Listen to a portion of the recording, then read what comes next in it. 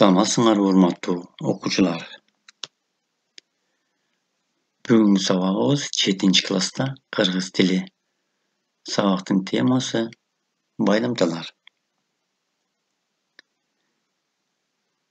Силерге белгилүү, байламталар кызматчы сөз түркүмүнө кирет.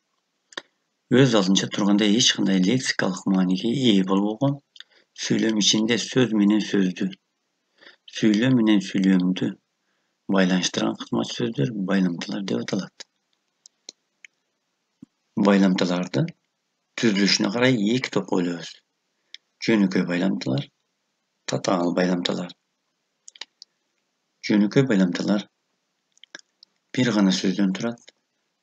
Жөнөкөй байламталардын катарына анткени, же, эгер, не, бирок, болбосо, эгерде, а, да, жана деген байламталарды кошсок болот.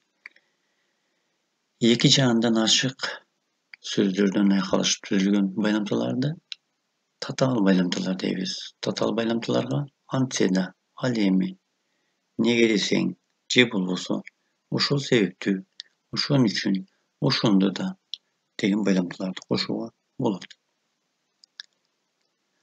Байламталардын маанисине карай 6 топко бөлөбүз.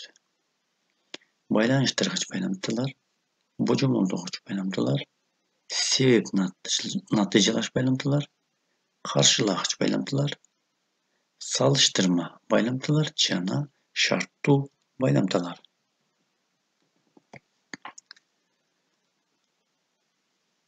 Байланыштыргыч байламталар сүйлөм тизмегинде бирөмчөй мүчөлөрдү, бири-бирине багынбаган сөздөрдү, сөз айкаштарын жана татаал сүйлөмдүн тутумундагы жөнөкөй сүйлөмдөрдү өз ара байланыштырган байламталар болот. Байланыштыргыч байламталарга жана, жанада, жанадагы, менен, да, дагы, ары, деле деген байламталарды кошууга болот. Мисалы, биздин күчүбүз да, бактыбыз да эл менен. Мында да байламтасы сүйлөм ичиндеги бирөмчөй сөздөрдү бири-бири менен байланыштырып жатат. Божомолдогуч байламталар бирөмчөй мүчөлөрдү же татаал сүйлөмдүн тутумундагы жөнөкөй сүйлөмдөрдү өз ара байланыштырып, божомолдоо үчүн айтылган байламталар. Божомолдогуч байламталарга же болбосо, не деген сөздөрдү кошууга болот. Мисалы, же биз жакшылап иштей албай жатабыз, же силер жакшылап башкара албай жатасыңар. Бул жерде байламта же колдонулуп жатат. Каршылагыч байламталар татаал сүйлөмдүн тутумундагы жөнөкөй сүйлөмдөрдү бири-бири менен байланыштырып, алардын ортосундагы карама-каршы маанини билдирген байламталар болот.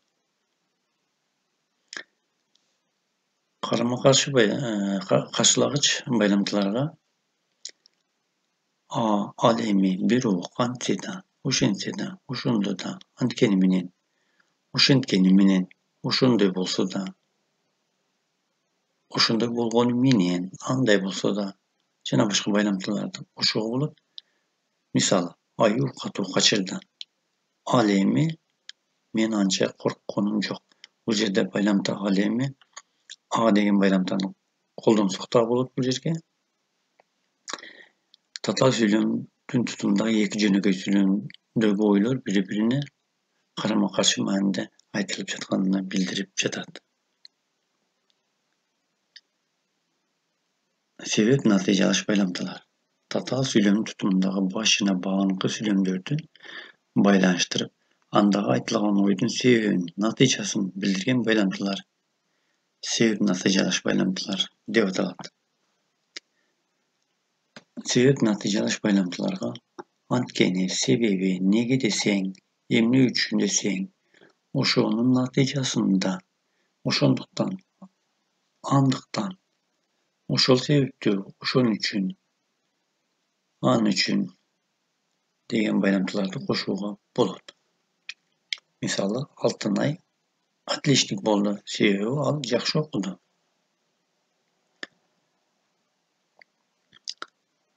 Demek bu yerde tatal söylemdün tutumunda iki jönököy var, jönököy söylem var.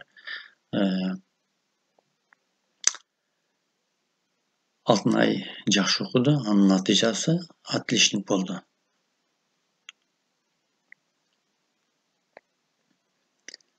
Salıştırma bayramtılar. Tatal söylem tutumundagı başına bağımlılık söylemlerini birbirine salıştırуу üчүн колдонулган bayramtılar.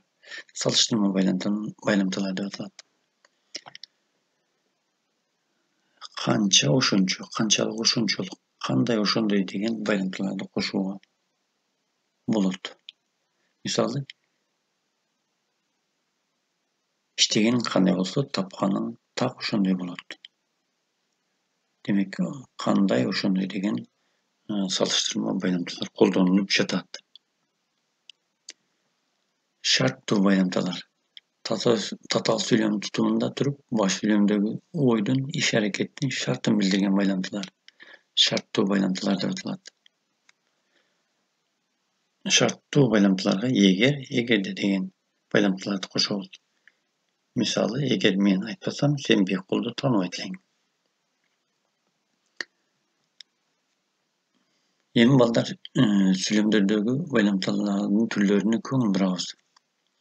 Асанбай нары өтүмдүү, нары сылык, нары ак көңүл жигит. Бул жерде нары деген байрамта колдонулуп жатат. Бүрүнчөй мүчөлөрүн сөздөрдү байланыштыргыч байламта катары колдонулуп жатат. Кардын басылганы же басылбаганы, же жааганы билинбейт, бирок жердин бети мелдирегенде калган. Бул жерде же жана бирок байламталары, же байламтасы божомолдогуч байламта, бирок каршылагыч байламта. Мына бул жерде дагы мен дал айтып көргөм, бирок тажрыйбам жок. Бирок байламтасы каршылагыч байламта. Эки жөнөкөй сүйлөмдөгү ойдун бири-бирине карама-каршы маанилде экендигин билдирип жатат. Базарбай мага таарында да калды, ошол себептен бүгүн келген жок. Себеп натыйжалаш байламта. Күчүм канчага жетсе ошончо окутамын. Демек бул жерде салыштырма байламта болуп жатат. Канчага ошончого. Алтынай окубайт эле, эгер Дүйшөн аны окууга жибербесе. Демек бул жерде шарттуу байламта. Эгер